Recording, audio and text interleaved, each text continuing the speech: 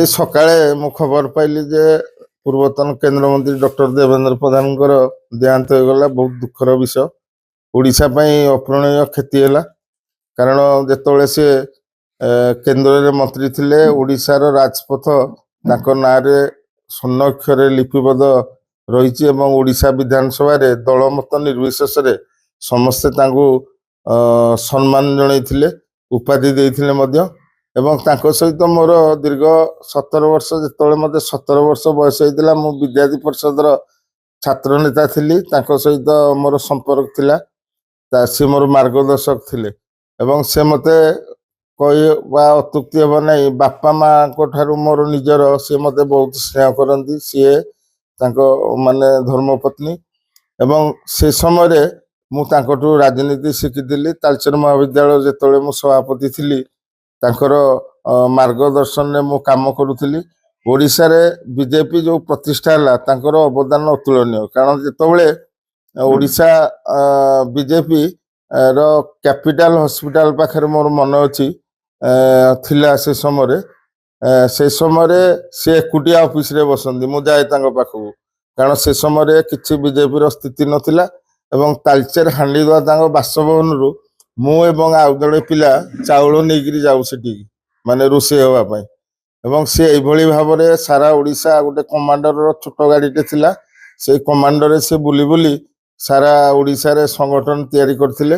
ଏବଂ ଯେତେବେଳେ ସେ ମନ୍ତ୍ରୀ ଥିଲେ, ମୁଁ ତାଙ୍କର ବ୍ୟକ୍ତିଗତ ସଚିବ ଥିଲି, ସରକାରୀ ପିଏ ଭାବରେ କାମ କରୁଥିଲି। ଏବଂ ସେ ସମୟରେ ସେ କୃଷି ମନ୍ତ୍ରୀ ଥିଲେ, ପୋର୍ଟ ମନ୍ତ୍ରୀ ଥିଲେ ଏବଂ ରୋଡ ଟ୍ରାନ୍ସପୋର୍ଟ ମନ୍ତ୍ରୀ ଥିଲେ। ଏହି ସମୟରେ ଯେତେବେଳେ ତାଙ୍କର ଡିପାର୍ଟମେଣ୍ଟ ଥିଲା କୃଷି କ୍ଷେତ୍ରରେ, ସାରା ଭାରତ ବର୍ଷର ଏକ ମାଇଲ ଖୁଣ୍ଟି ହେଇଥିଲା। ବିଶେଷ କରି ଯେତେବେଳେ ସେ ରାଜପଥର ମନ୍ତ୍ରୀ ହେଲେ, ସେ ସମୟରେ ସାରା ଓଡ଼ିଶାରେ ଆପଣ ଦେଖିବେ ଆଜି ଯେଉଁ ରାଜପଥ ଚାଲିଛି, ତିଆରି ଚାଲିଛି ବା କମ୍ପ୍ଲିଟ ହେଇଯାଇଛି, ସେଇଟା ହେଉଛି ତାଙ୍କର ଅବଦାନ। ଏବଂ ଯେତେବେଳେ ପୋର୍ଟର ମନ୍ତ୍ରୀ ଥିଲେ, ପାରାଦୀପ ପୋର୍ଟର ଉନ୍ନତିକରଣ ପାଇଁ କୋଟି କୋଟି ଟଙ୍କା ସେ ତାଙ୍କ ଅମଳରେ ତାଙ୍କ ମିନିଷ୍ଟ୍ରିରୁ ଦେଇଥିଲେ। ଏଭଳି ଏକ ଦୁଃଖଦାୟକ ଘଟଣା ମୋତେ ମ୍ରିୟମାଣ କରିଦେଇଛି। ଏବଂ ସାରା ଅନୁଗୁଳ ଜିଲ୍ଲାର ସବୁ ଭାରତୀୟ ଜନତା ପାର୍ଟିର କାର୍ଯ୍ୟକର୍ତ୍ତା ହେଉ, ସାରା ଓଡ଼ିଶାର ନେତୃମଣ୍ଡଳୀ ହେଉ, ସମସ୍ତେ ଦୁଃଖରେ ଭାଙ୍ଗି ପଡ଼ିଛନ୍ତି। ବିଶେଷ କରି ଅନୁଗୁଳ ଜିଲ୍ଲାର ସେ ଜିଲ୍ଲା ସଭାପତି ଥିଲେ, ମଣ୍ଡଳ ସଭାପତି ଥିଲେ ଏବଂ ମଣ୍ଡଳ ସଭାପତିରୁ ଆଜି ସେ ସମୟରେ ସେ କେନ୍ଦ୍ରମନ୍ତ୍ରୀ ଥିଲେ।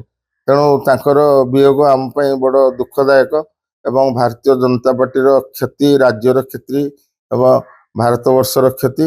ତେଣୁ ଆଜି ଦିନରେ ଯେତେବେଳେ ସେ କାମ ଏବେ ଏପର୍ଯ୍ୟନ୍ତ ବି ସୁଦ୍ଧା, ଦେହ ଖରାପ ପୂର୍ବରୁ ମଧ୍ୟ ସେ ଓଡ଼ିଶାର ରାଜନୀତିକୁ ଆସୁନଥିଲେ, କିନ୍ତୁ ପରୋକ୍ଷ ଭାବରେ ସେ ସବୁ ବିଷୟ ବୁଝୁଥିଲେ। ଅନୁଗୁଳ ଜିଲ୍ଲା ହେଉ, ସାରା ଓଡ଼ିଶାର ରାଜନୀତି ଖବର ହେଉ।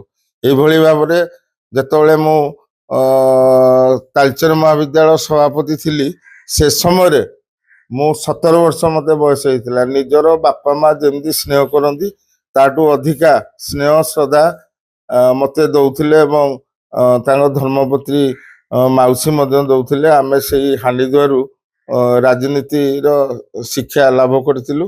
ଆଜି ଏଭଳି ଜଣେ ଏତେ ବଡ଼ ନେତାଙ୍କର ବିୟୋଗ ଆମ ପାଇଁ ଏକ ଅପୂରଣୀୟ କ୍ଷତି ଏବଂ ବହୁତ ଦୁଃଖଦ ଖବର।